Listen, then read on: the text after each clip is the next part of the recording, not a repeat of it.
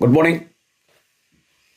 ഒരു സമഭുജ ത്രികോണത്തിൻ്റെ ഒരു വശത്തിൻ്റെ നീളം 5 സെൻറ്റിമീറ്റർ ആയാൽ സമഭുജ ത്രികോണത്തിൻ്റെ പരപ്പളവ് എന്ത് അഥവാ വിസ്തീർണം എന്ത് എന്ന് നമുക്ക് എങ്ങനെ കണ്ടുപിടിക്കാൻ നോക്കാം.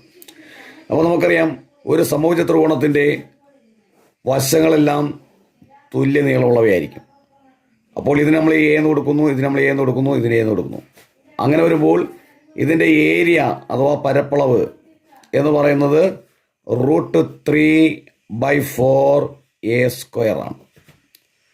അപ്പോൾ നമുക്കിവിടെ സമഭുജ ത്രികോണത്തിൻ്റെ ഒരു വശത്തിൻ്റെ നീളം 5 സെൻറ്റിമീറ്റർ ആണ്. അപ്പോൾ എ = 5 സെൻറ്റിമീറ്റർ ആയാൽ അപ്പോൾ ആ സമഭുജ ത്രികോണത്തിൻ്റെ പരപ്പളവ് എന്തായിരിക്കും? അപ്പോഴങ്ങനെ പറയുമ്പോൾ നമുക്കിവിടെ ഏരിയ = √3/4 A² 5² = 25/4 സെൻറ്റിമീറ്റർ ആണെങ്കിൽ സെൻറ്റിമീറ്റർ സ്ക്വയർ, മീറ്റർ ആണെങ്കിൽ മീറ്റർ സ്ക്വയർ. ഒരു സമഭുജ ത്രികോണത്തിൻ്റെ ഒരു വശത്തിൻ്റെ നീളം 2 സെൻറ്റിമീറ്റർ ആയാൽ അങ്ങനെയെങ്കിൽ ആ സമഭുജ ത്രികോണത്തിൻ്റെ പരപ്പളവ് എന്തായിരിക്കും? നമുക്കറിയാം, A = √3/4 A².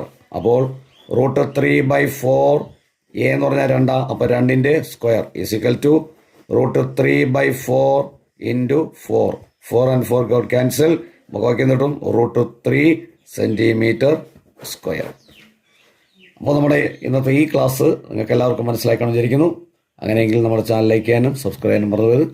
Thank you.